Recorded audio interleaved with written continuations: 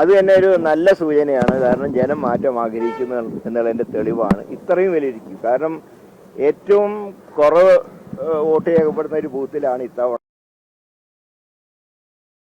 2 മണിക്കൂറിനുള്ളിൽ തന്നെ ജനത്തിന്റെ ഒരു മനോഭാവം മാറ്റത്തിന് വേണ്ടി ജനം വോട്ട് ചെയ്തുകൊണ്ടിരിക്കുക. തീർച്ചയായിട്ടും സ്റ്റേറ്റിലെ ഞങ്ങളുടെ പ്രതീക്ഷ ഒട്ടും അസ്ഥാനത്തല്ല. വട്ടിയൂർക്കാവ് ഉൾപ്പെടെ 100 ഇൻക്ലൂഡിംഗ് വട്ടിയൂർക്കാവാണ് 100 സീറ്റ്. അല്ല, അത് ഞാൻ പറഞ്ഞല്ലോ, ഞങ്ങൾ 1ാം സ്ഥാനത്തിന് വേണ്ടിയിട്ടാണ് മത്സരിക്കുന്നത്. 2-3 സ്ഥാനങ്ങൾ ആരാഞ്ച് ആയിക്കോട്ടെ, ഞങ്ങൾ 1ാം സ്ഥാനത്തിന് വേണ്ടിയിട്ടാണ് മത്സരിക്കുന്നത്. അല്ല, UDFന് 100 സീറ്റ് കിട്ടുമെന്ന് പറഞ്ഞാൽ അതിന്റെ അർത്ഥം ഭൂരിപക്ഷമല്ലേ.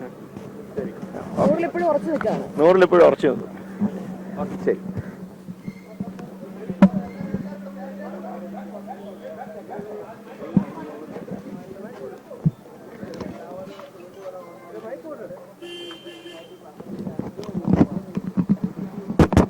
അന്ന് മുതൽ ഇന്ന് വരെ എനിക്ക് ഇതേ പോളിംഗ് സ്റ്റേഷനിൽ ആണ് വോട്ട്.